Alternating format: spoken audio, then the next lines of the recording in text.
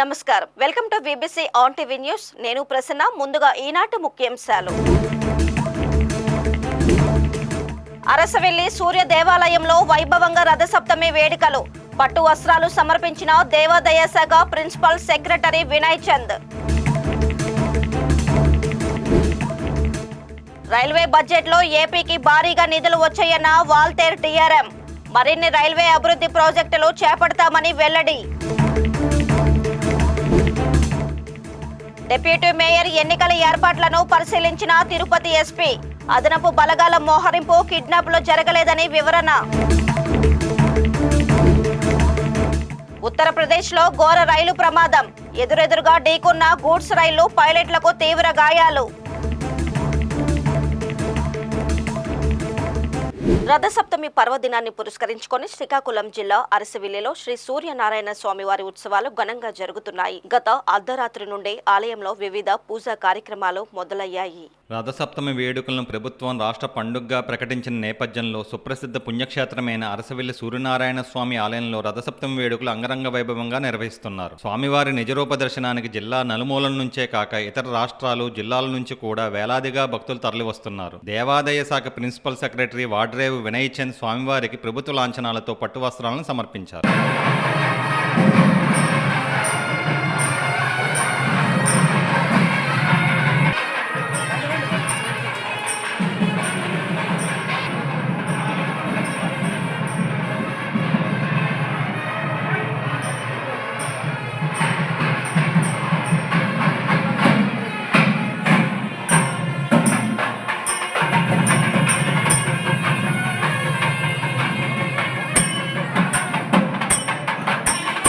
Railway బడ్జెట్లో ఆంధ్రప్రదేశ్కు 9,417 కోట్లు కేటాయించారని, ఇది గత బడ్జెట్ కన్నా 260 కోట్లు అదనమని వాల్తేర్ రైల్వే డీఆర్ఎం మనోజ్ కుమార్ సాహు తెలిపారు. దీనివల్ల మరెన్నో అభివృద్ధి కార్యక్రమాలకు మార్గం సుగమం అవుతుందని చెప్పారు. విశాఖలోని తన కార్యాలయంలో జరిగిన మీడియా సమావేశంలో డీఆర్ఎం మాట్లాడుతూ ఏపీలో 11 రైల్వే స్టేషన్లను అమృత్ భారత్ స్టేషన్లుగా అభివృద్ధి చేస్తున్నట్లు తెలిపారు. వాల్తేర్ డివిజన్ పరిధిలో 200 కిలోమీటర్ల ట్రాక్ ను 130 కిలోమీటర్ల వేగంతో రైలు నడిచేందుకు అనువుగా అప్గ్రేడ్ చేసినట్లు తెలియజేశారు. 500 కోట్లతో విశాఖ రైల్వే స్టేషన్ అభివృద్ధికి రీటెండర్లను ఆహ్వానిస్తున్నామని వివరించారు. So the total cost is around project cost is around 800 crores.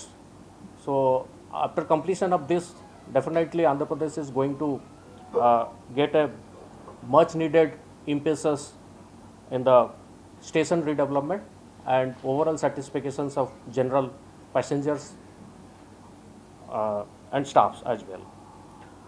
So this year we have introduced 3 Vande Bharat Express originating from Visakhapatnam.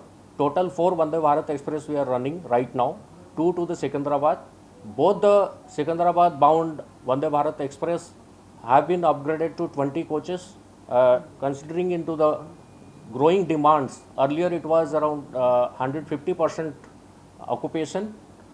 Now considering this growing demand, we have converted it to 20 coaches. Each of the Vande Bharat towards Secunderabad is now with 20 coaches. So this is basically to fulfill the demand of Andhra Pradesh and Telangana. Apart from that, 2 more Vande Bharats have been introduced in this year, that is towards Bhubaneswar and 1 more towards Chhattisgarh, Durg. Apart from these 4 Vande Bharat, we are also running 1 Amrit Bharat Express train. Honorable Railway Minister have mentioned that 2 Amrit Bharat train right now are running. That is, one is passing through Visakhapatnam, Andhra Pradesh, straight that is from Malda to Bangalore. So further, sir has announced that 15 Namo trains and 200 Vande Bharat Express trains and 100 Amrit Bharat trains have been sanctioned. So it will be introduced in phases. We have already upgraded 200 kilometers of track into 130 kmph speed and 100 kilometer tracks into 110 kilometer kmph speed. Apart from that, this year we are looking forward to complete 57 kilometer more tracks into 110 kmph speed potential. The Honorable Minister has also announced that this year projects amounting to rupees 40,000 crores, near to 40,000 crores has been sanctioned in the current year in the Andhra Pradesh area on various project accounts. The total investments of the various projects which are undergoing in Andhra Pradesh area is amounting to rupees 84,559 crores. Tirupati SV university senate హాల్లో రెండవ రోజు deputy mayor ఎన్నిక ప్రక్రియ ఏర్పాట్లను జిల్లా SP Harshavardhan రాజు పరిశీలించారు. ఎన్నికల నేపథ్యంలో అనుకోని ఘటనలు జరిగి వైసీపీ వర్గీయులు హైకోర్టుకు వెళ్లారని, కోర్టు ఆదేశాలతో భద్రతను మరింత పెంచామని ఎస్పీ చెప్పారు. 144 సెక్షన్ 30వ యాక్ట్ అమలు చేస్తున్నామని, సీసీ కెమెరాలు, డ్రోన్ కెమెరాలతో నిఘా ఏర్పాటు చేశామని పేర్కొంటూ ప్రస్తుతం లా అండ్ ఆర్డర్ కంట్రోల్లో ఉందన్నారు. కాగా ఎమ్మెల్సీ సిపాయి సుబ్రహ్మణ్యం కిడ్నాప్ వదంతులపై ఎస్పీ వివరణ ఇచ్చారు. ఆయన అనారోగ్య కారణాలతో వెళ్లినట్లు వీడియో విడుదల చేశారని ఎస్పీ హర్షవర్ధన్ రాజు వివరించారు. మున్సిపల్ కార్పొరేషన్ సంబంధించి డిప్యూటీ మేయర్ ఎలక్షన్స్ జరుగుతున్నాయి ఎస్వి యూనివర్సిటీ సెనేట్ హాల్లో. సో నిన్న యాక్చువల్గా జరగాల్సినది కొన్ని కారణాల దృష్ట్యా ఫోరం లేకపోవడం వల్ల ఈరోజు పోస్ట్పోన్ అయింది.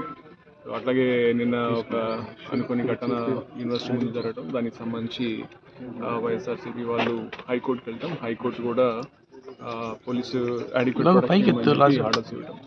నిజానికి మనం చూసినట్లయితే నిన్న కూడా మనం ఏదైతే మామూలు ఎలక్షన్స్ టైంలో ఏ కైండ్ ఆఫ్ బందోబస్తు చేస్తామో ఆ కైండ్ ఆఫ్ బందోబస్తు చేసి అరేంజ్మెంట్స్ అన్నీ కూడా చేశాము.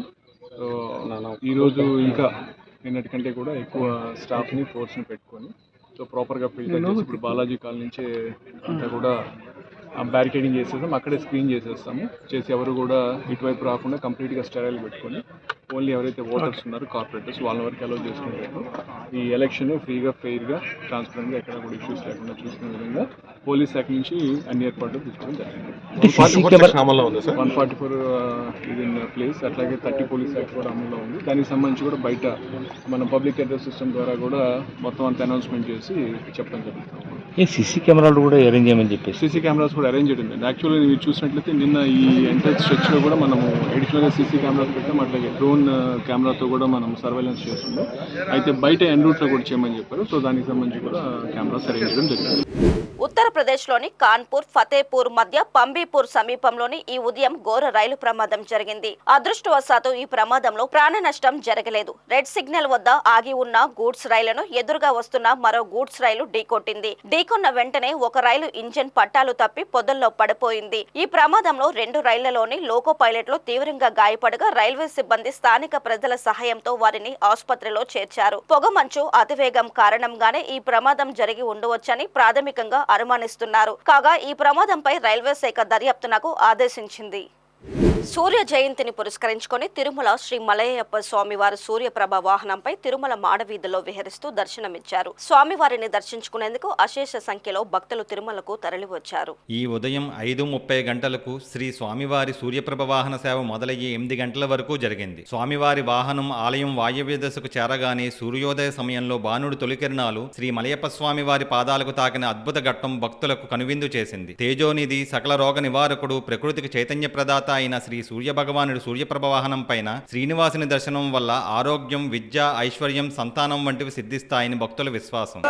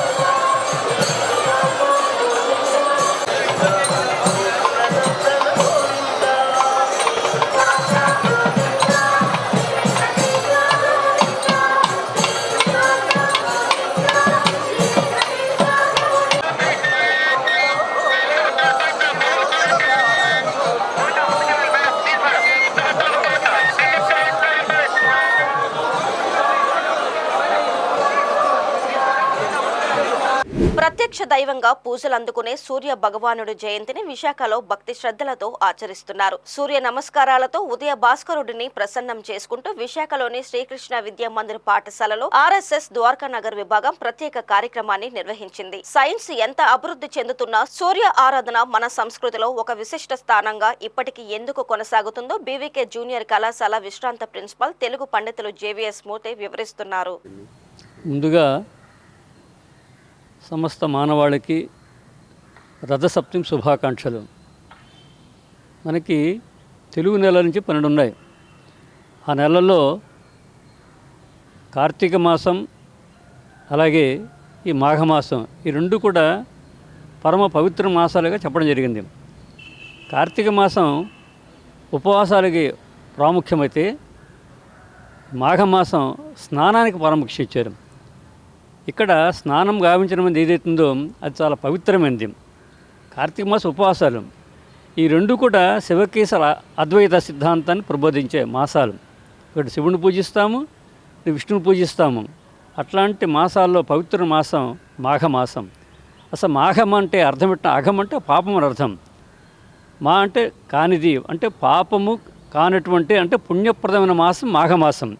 అంటే పాపాలను తొలగించి పుణ్యాన్ని ప్రసాదించే మాసమే మాఘమాసం. ఈ మాఘమాసంలో మనకి ప్రధానమైనది సూర్యుడు ఆవిర్భవించే దినం రథసప్తమి అంటాం. వసంత పంచమి అది సరస్వతి జయంతి అయితే రథసప్తమి సూర్యభగవంతుడి జయంతి. అంటే సూర్యుడు అంటే ఎవడు? సమస్త విశ్వానికి ఆరోగ్యం ప్రసాదించే ఆరోగ్య ప్రదాత సూర్యభగవానుడు. ఆ సూర్యుని ప్రార్థన చేసినట్టయితే మనకి ఎన్ని రకాలైనటువంటి దోషాలున్నా ఎన్ని రకాలైనటువంటి కల్మషాలున్నా వాటిని తొలగించే శక్తినిచ్చినటువంటి మహానుభావుడు ఈ సూర్యభగవానుడు. ఇటువంటి సూర్యభగవాన్ని మనం ఈరోజు ప్రార్థన చేయడంలో ప్రధానమైనది ఏంటంటే సంస్కృతిలో శ్లోకమంది సప్త సప్త మహాసప్తే సప్తద్వీప వసుంధర సప్తజన్మ కృతం పాపం మాకరి హంతు సప్తమి. మనం ఏ జన్మలో ఏ పాపాలు చేస్తామో ఆ పాపాలను తొలగించేవాడు సూర్యభగవానుడు. సప్త జన్మ అంటే 7 జన్మ అంటే మనం ప్రతి మానవుడు కూడా 7 రకాల పాపాలు చేస్తుంటాడు. ఏమిటి 7 రకాల పాపాలు? 1 గత జన్మలో చేసిన పాపాలు, 2 ఈ జన్మలో చేసిన పాపాలు, 2 మనస్సు మాట క్రియ, 5 తెలిసి కొన్ని తెలియక కొన్ని, ఇట్లా 7 రకాల పాపాలు గావిస్తాడు. అట్లా 7 రకాల పాపం తొలగించినటువంటి మహానుభావుడు సూర్యభగవానుడు. ఈ రోజున ప్రత్యేకించి ఆ జిల్లేడాకు అలాగే రాగిపండు చిక్కుడు వీటితో ఒక రకంగా పూజ చేస్తాం. ఉదయాన్నే స్నానం చేసేటప్పుడు ఈ శ్లోకాన్ని చదువుకొని మన శిరస్సుపై జిల్లేడాకు రేగిపండు ఉంచుకుని స్నానం చేయాలని పెద్దలు చెప్తారు. ఎందువల్ల అంటే ఒక చిక్కుడు ఆకు కావచ్చు, ఒక జిల్లేడు ఆకు కావచ్చు, ఒక నేరేడు పండు కావచ్చు, వీటికి ప్రత్యేకత ఉంది. ఈ మాఘమాసంలో సూర్యుని తాలూకా శక్తి క్రమక్రమం పెరుగుతుంటుంది అనమాట. చలి అంతరిస్తుంది, సూర్యుని తాలూకా వేడి ఎక్కువ అవుతుంది. ఆ సూర్యుని తాలూకా శక్తి ఏదైతుందో ఆ శక్తి అనేది అధికంగా ఉండడం చేత దాన్ని ఉపశమనం కోసం ఈ రకంగా ఈ జిల్లేడాకు రేగిపండుతో తలస్నానం చేసుకోవడము, అలాగే చిక్కుడాకును. ఈ జిల్లేడాకు రాగిపండుకి ప్రత్యేక కథలు ఉన్నాయి. సరే, ఇది పక్కన. తర్వాత ఈ సూర్యభగవాన్ని ఎవరు ఆరాధించారు, ఏ విధముగా వాళ్ళు ఆ రకం కార్యక్రమాలు. 1 ద్రౌపదేవి మహాభారతం విరాట పర్వంలో ఆమె విరాట మహారాజు కులంలో ఉంటారు. కీచుకుడు ఉన్నాడు, ఆమెను బలాత్కరించిపోతాడు. వెళ్ళేటప్పుడు సుర కావాలని పంపిస్తే వెళ్ళేటప్పుడు మార్గం మధ్యలో సూర్యభగవాన్ నమస్కారం చేస్తుంది ద్రౌపదేవి. సూర్యభగవానుడి యొక్క అనుగ్రహం వల్ల ఆ ప్రమాదం గట్టెక్కుతుంది ద్రౌపదేవి. మహాభారతం విరాట పర్వంలో చాలా స్పష్టంగా చెప్పడం జరిగింది. రెండోది ఏమిటంటే మనకి ధర్మరాజు ఉన్నాడు. అక్షయ పాత్ర అంటే మనం సూర్యభగవాన్ ప్రార్థన గావించాడు. ఆ రకంగా అజ్ఞాతవాస అరణ్యవాసం పూర్తి చేసాడు ధర్మరాజు. ఇలాగా ఎందరో మహానుభావులు సూర్యుని ఆరాధించి తమ అనారోగ్యాన్ని తొలగించుకుని ఆరోగ్యం పొందడం జరిగింది. కుష్టి వ్యాధిగ్రస్తున్నటువంటి ఒక వ్యక్తి సూర్యుని ఆరాధించి శతకం రాశాడు. ఏకంగా సూర్య శతకం, భాస్కర శతకం అని చెప్పి. ఈ ప్రకారంగా మనకి జ్ఞానశక్తిని, ఇచ్ఛాశక్తిని, అన్ని రకాల శక్తులు ఇచ్చేవాడు సూర్యభగవానుడు. ఇటువంటి పవిత్రం బట్టి రసప్తమి నాడు సూర్య గమనం కూడా మారుతుంటుందన్నమాట. అట్లాంటి సప్తమి తిథి అంటే ఈ మాఘమాసములో సప్తమి తిథి కూడా చాలా ప్రముఖమైనది. సూర్యభగవానుడి తాలూకా ఆవిర్భావ దినోత్సవం కాబట్టి ఈ మాఘమాసంలో ఈ పర్వదినాన సాధ్యం మట్టుకి ఉపవాసం ఉంటారు కొంతమంది. ముఖ్యంగా స్నానం చేసి ఆ సూర్యభగవానుడికి ఒక రకంగా ప్రసాద నైవేద్యం పెడతాం, పాలు పొంగిస్తారు. ఆ రకంగా ప్రసాద నైవేద్యం చేస్తే ఆ సూర్యభగవానుడి యొక్క అనుగ్రహమును పాత్రలమ్మి మనము, మన కుటుంబము, మన ప్రపంచం అంతా కూడా సమస్తము సుఖదాయకంగా ఉండాలని కోరుకుంటూ సెలవు తీసుకుంటున్నాను. నమస్కారం. కామారెడ్డి రక్తదాతల సమూహం ఇంటర్నేషనల్ వైశ్య ఫెడరేషన్లకు భారతదేశంలోని ప్రతిష్టాత్మకమైన ఇండియా బుక్ ఆఫ్ రికార్డులో చోటు దక్కింది. తలసేమియాతో బాధపడుతున్న చిన్నారుల కోసం సంవత్సర కాలంలో 22 మెగా రక్తదాన శిబిరాలను నిర్వహించి 2306 యూనిట్ల రక్తాన్ని సేకరించినందుకు గాను ఈ ఘనత దక్కింది. ఈ సందర్భంగా కామారెడ్డి రక్తదాతల సమూహం వ్యవస్థాపకులు, అధ్యక్షులు డాక్టర్ బాలు, డాక్టర్ వేదప్రకాష్లు మాట్లాడుతూ తలసేమియా వ్యాధి బారిన పడిన చిన్నారుల ప్రాణాలను కాపాడాలనే ఉద్దేశంతో ఈ కార్యక్రమాన్ని చేపట్టామన్నారు. ఇప్పటి వరకు 4000 యూనిట్లకు పైగా రక్తాన్ని చిన్నారుల కోసం అందజేయడం జరిగిందని, భవిష్యత్తులో మరిన్ని రక్తదాన శిబిరాలను నిర్వహించి చిన్నారుల ప్రాణాలను కాపాడుతామని తెలిపారు. ఈ బృహత్ కార్యక్రమానికి సహకరించిన రక్తదాతలకు, వివిధ కళాశాలల యాజమాన్యులకు, స్వచ్ఛంద సంస్థలకు, మీడియా ప్రతినిధులకు వారు ఈ సందర్భంగా కృతజ్ఞతలు తెలియజేశారు. కామారెడ్డి రక్తదాతల సమూహము మరియు ఇంటర్నేషనల్ వైశ్య ఫెడరేషన్ తలసేమియా వ్యాధితో బాధపడుతున్న చిన్నారుల కోసం 2024వ సంవత్సరంలో 22 మెగా రక్తదాన శిబిరాలను నిర్వహించి 2306 యూనిట్ల రక్తాన్ని భారతదేశ చరిత్రలో మొట్టమొదటిసారిగా తలసేమియా చిన్నారుల కోసం అందజేసినటువంటి కృషిని గుర్తించినటువంటి ప్రతిష్టాత్మకమైనటువంటి ఇండియా బుక్ ఆఫ్ రికార్డ్స్ IBRలో ఈరోజు కామారెడ్డి రక్తదాతల సమూహానికి ఇంటర్నేషనల్ వైశ్య ఫెడరేషన్కి ఈరోజు చోటు దక్కించుకోవడం జరిగింది. మరి సామాజిక సేవ కంటే మానసిక సంతృప్తి ఏది లేదు. మరి తోటి మానవుడికి సేవ చేయాలి, తలసేమియా వ్యాధితో బాధపడుతున్న చిన్నారులకు సకాలంలో రక్తాన్ని అందజేయాలనేటువంటి మంచి సంకల్పంతో ఈరోజు కామారెడ్డి బ్లడ్ డోనర్ ఆర్గనైజేషన్ మరి దేశంలో ఎవరు సాధించినటువంటి విజయాన్ని సాధించి మరి సామాజిక సేవలో కూడా మరి ఇలాంటి రికార్డులను నెలకొల్పవచ్చు అనేటువంటిది భారతదేశానికి ఈరోజు మార్గదర్శకంగా ఈరోజు కామారెడ్డి పట్టణం అనేది నిలిచింది. మరి ఈ విజయానికి గర్వకారణము మరి రక్తదాతలు స్వచ్ఛందంగా ముందుకు వచ్చి ఒక చిన్నారి ప్రాణాలను కాపాడాలి, నేను రక్తదానం చేస్తే ఒక చిన్నారి ప్రాణాలు 20 రోజుల పాటు కాపాడవచ్చు అనేటువంటి ఒక మంచి సంకల్పంతో వేలాది మంది ముందుకు వచ్చారు. మరి 4000కు పైగా యూనిట్ల రక్తాన్ని మరి 2 సంవత్సరాల కాల వ్యవధిలో అందజేయడం అనేటువంటిది మరి కామారెడ్డి రక్తదాతలకు, చిన్నారుల పట్ల ఉన్నటువంటి మానవతా దృక్పథానికి నిదర్శనంగా కనబడుతూ ఉంది. మరి మెగా రక్తదాన శిబిరాలను భవిష్యత్తులో మరిన్ని నిర్వహించి తలసేమియా వ్యాధితో బాధపడుతున్న చిన్నారుల ప్రాణాలను కాపాడడానికి కృషి చేస్తాం. మరి ఈ విజయానికి ముఖ్యమైనటువంటి కారణము మరి కామారెడ్డి రక్తదాతల సమూహంలో ఉన్నటువంటి సభ్యులు, మా గౌరవ అధ్యక్షులు మరి డాక్టర్ వేదప్రకాష్ గారు, అదేవిధంగా మరి జమీల్ అహ్మద్ సార్ గారు, అదేవిధంగా ప్రధాన కార్యదర్శి గంప ప్రసాద్ గారు, అదేవిధంగా డాక్టర్ పుట్ల అనిల్ కుమార్ గారు, మరి వెంకటరమణ గారు, మరి ప్రతి ఒక్క సభ్యులు వీరందరి యొక్క ఎర్రం చంద్రశేఖర్ గారు, మరి ప్రతి ఒక్క సభ్యుల యొక్క సహకారంతోనే ఇది సాధ్యమైంది. మరి ఈరోజు మా సభ్యులందరికీ కూడా ఇండియా బుక్ ఆఫ్ రికార్డ్స్ వాళ్ళు అందజేసినటువంటి అచీవ్మెంట్ అప్రిసియేషన్స్ కూడా ఈరోజు తీసుకోవడం జరిగింది. ఈ బాధ్యత ఇది మాకు దక్కిన గౌరవం కాదు, రక్తదాతకు దక్కినటువంటి గౌరవం, సామాజిక సేవ చేయాలనుకునేటువంటి ప్రతి ఒక్క వ్యక్తికి దక్కినటువంటి గౌరవంగా భావిస్తూ ఇదే సేవా దృక్పథాన్ని మున్ముందు కొనసాగిస్తామని ఈ సందర్భంగా తెలియజేస్తున్నాం.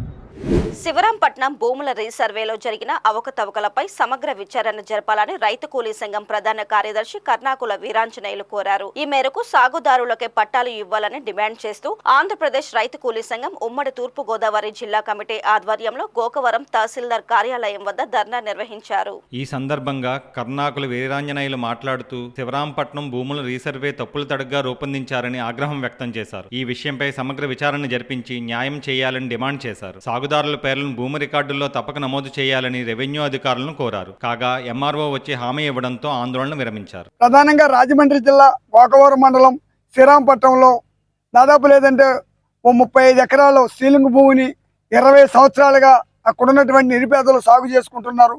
పొజిషన్లో కూడా ఉన్నారు వాళ్ళు సాగు చేసుకుంటూ. అయితే ఆ భూమిని మొన్న జగనన్న సర్వే ఏదైతే ఉందో అది తప్పులు తడకది, దాన్ని రద్దు చేసి కొత్త సర్వే చేసి అసలు భూములు ఎవరు చేసుకున్నారు 20 ఏళ్ళ నుంచి ఎవరున్నారు అనేది ఈ రెవెన్యూ డిపార్ట్మెంట్ నిర్ధారించి ఖచ్చితంగా ఎవరైతే సాగులో ఉన్నారో సాగుదారులకు పట్టాలు ఇచ్చే వరకు ఆంధ్రప్రదేశ్ రైతు కూలీ సంఘం వారికి అండగా ఉండి రాష్ట్ర శాఖ జిల్లా శాఖ అంతా కూడా కలిపి అక్కడ ఎవరైతే సాగులో ఉన్నారో శ్రీరాంపట్నం వాళ్ళు సాగు చేసుకుని భూములు తలకో 10 సెంట్లు తలకో 20 సెంట్లు సాగు చేసుకున్నారో వారికి అండగా ఉంటాం. ఈ రెవెన్యూ అధికారులు ఎవరైనా సరే ఆ భూస్వాములైన ఎంగిలి మెత్తలకు అలవాటు అయిపోయి రికార్డులు మారితే ఎట్టి పరిస్థితుల్లో మా పోరాటం అనేది ఆగేది లేదు. ఆ సందర్భం ఇవాళ పొజిషన్లో పట్టాలు ఇవ్వాలని ప్రధానంగా ఇవాళ గోకారం ఎంఆర్ఓ ఆఫీస్ ముట్టడించి ఉదయం నుంచి ఇప్పటి వరకు ఆందోళన చేస్తున్న సందర్భంగా తెలియజేసుకున్నాను. డిప్యూటీ మేయర్ ఎన్నిక వాయిదా పడిన నేపథ్యంలో తిరుపతిలో గత అర్ధరాత్రి ఉద్రిక్తత పరిస్థితులు నెలకొన్నాయి. వైఎస్ఆర్ కాంగ్రెస్ పార్టీ సమన్వయకర్త భూమన అభినయ్ రెడ్డి డ్రైవర్ ఇంటి వద్ద, అభినయ్ బంధువు Kaushik, town bank vice chairman Vasudev Yadav ఇళ్ల వద్ద గందరగోళ పరిస్థితులు నెలకొన్నాయి. ఈ సందర్భంగా టీడీపీ, వైసీపీ పార్టీల నేతలు ఒకరిపై ఒకరు దాడి చేశారంటూ పరస్పరం ఆరోపణలు చేసుకున్నారు. ఈ ఘటనలో 2 వాహనాల ధ్వంసం అయ్యాయి. 45వ డివిజన్ కార్పొరేటర్ అనీష్ భార్య డాక్టర్ మమత తనను కొందరు కిడ్నాప్ చేయడానికి ప్రయత్నిస్తున్నారన్న సమాచారం తెలియడంతో తిరుపతి ఎంపీ గురుమూర్తి అభినయ్ రెడ్డి అక్కడికి చేరుకుని ఆమెను పోలీసుల సమక్షంలో బయటకు తీసుకువచ్చే ప్రయత్నం చేశారు. ఈ సందర్భంగా ఎంపీ గురుమూర్తి మాట్లాడుతూ డిప్యూటీ మేయర్ ఎన్నికలు సజావుగా జరిపిస్తారని నమ్మకం తనకు లేదన్నారు. ఈ కూటమి ప్రభుత్వం వచ్చినప్పటి నుంచి అనేక రకమైనటువంటి దాడులు, అలాగే తిరుమల శ్రీవారి ఆలయం మీద రకరకాలైనటువంటి ఆరోపణలతో దాడి, అలాగే పవిత్రమైనటువంటి ప్రసాదం మీద అబద్ధాలతో దాడి, అలాగే అక్కడ పనిచేస్తున్నటువంటి ఎంప్లాయీస్ మీద కక్షపూరితంగా దాడి, తర్వాత మొదటిగా ఈ డిప్యూటీ మేయర్ ఎలక్షన్ వస్తే రోజు దాదాపుగా 3-4 రోజుల నుంచి చూస్తున్నాము. అనైతికంగా వీళ్ళు చేస్తున్నటువంటి ప్రవర్తనలు సమాజానికి ఇది మంచిది కాదు. ఖచ్చితంగా ఈ పోలీస్ వ్యవస్థ ఖచ్చితంగా దీనికి బాధ్యత తీసుకోవాలి. దీని మీద ఖచ్చితంగా వైఎస్ఆర్ కాంగ్రెస్ పార్టీ లీగల్గా పోరాడుతుంది. ఈరోజు అర్ధరాత్రి అపరాత్రం లేకుండా కుటుంబ సభ్యుల్ని అపహరించాలని ప్రయత్నం చేయడం, దాడులు చేయడం, అక్కడికి సేవ చేయడానికి పోయిన వాళ్ళ మీద రాళ్లతో దాడులు చేయడం ఏం మెసేజ్ ఇస్తున్నారు? ఖచ్చితంగా ఎంత ప్రజలు గమనిస్తున్నారు, మీకు ఖచ్చితంగా తగిన బుద్ధి చెప్తారు. జాగ్రత్తగా ప్రవర్తించాలని కూటమి నాయకులు హెచ్చరిస్తారు. రెడ్ బుక్ రాజ్యాంగాన్ని పోలీసులు అమలు పరుస్తున్నారంటారా? ఖచ్చితంగా రెడ్ బుక్ రాజ్యాంగాన్ని పోలీసులు అమలు పరుస్తున్నారు. ఈరోజు రాళ్లతో దాడులు చేస్తున్నటువంటి వాళ్ళని పట్టిస్తే వాళ్ళ మీద కేసు పెట్టే కార్యక్రమం చేయలేదు ఇంతకుముందు. అక్కడ చూస్తే అత్యంత పాశవికంగా దాడి చేస్తున్నారు. కార్ల మీద దాడి చేసి పెద్ద పెద్ద బండరాళ్ళు వేస్తున్నారు. బండరాళ్ళు వేసిన వాళ్ళు ఎదురుగా ఉన్నా కూడా వాళ్ళని పట్టిపోయే పరిస్థితి చేయలేదు. సో పోలీస్ వ్యవస్థ ఏం చేస్తుంది? అసలు ఈ రాష్ట్రంలో శాంతి భద్రతలు అనేటివి కాలు రాసేస్తున్నారు. ఉదయాన కార్పొరేటర్లు తీసుకెళ్తుంటే పట్టపగులు మీడియా సాక్షిగా, పోలీసుల సాక్షిగా డోర్లు బద్దలు కొట్టుకొని కార్పొరేటర్లని అపహరిస్తుంటే చోద్యం చూస్తున్నారు పోలీసులు.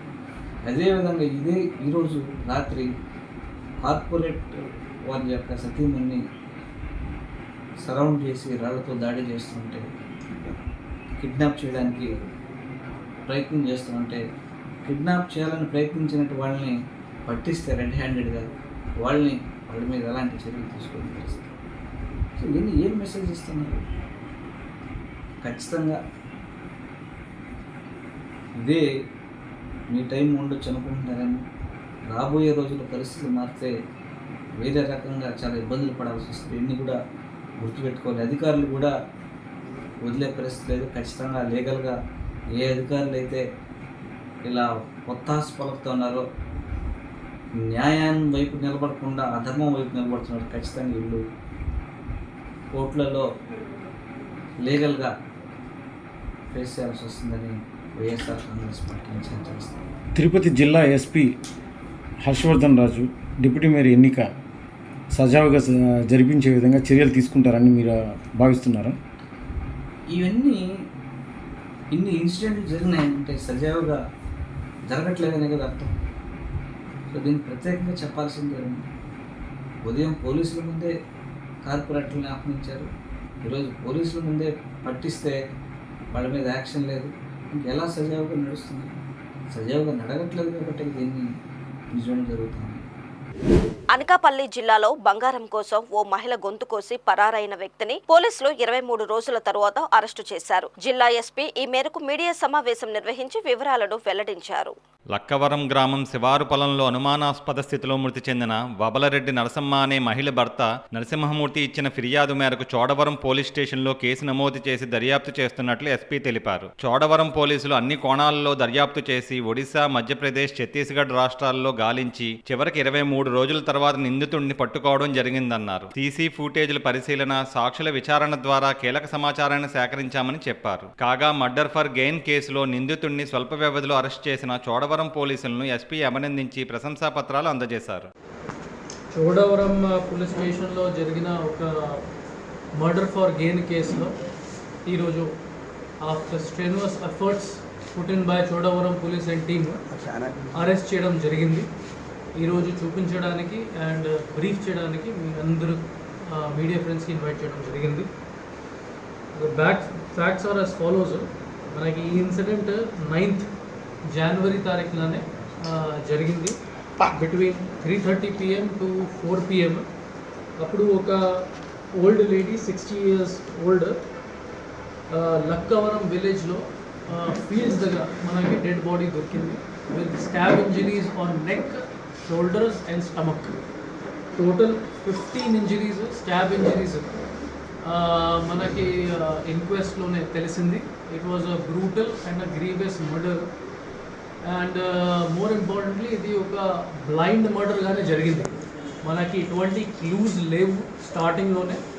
ఈ ఫ్యామిలీకి ఎటువంటి disputes, financial disputes, land disputes ఎటువంటి ఏమీ లేదు. చాలా సింపుల్ ఫ్యామిలీ అండ్ వ్యవసాయం చేసి కూలీ వర్క్స్ చేసి వాళ్ళు బెదిరిస్తున్నారు. సో అప్పుడు మన సైంటిఫిక్ ఎవిడెన్సెస్ బేస్ చేసుకుని ఇది బ్రేక్ త్రూ చేయడం జరిగింది.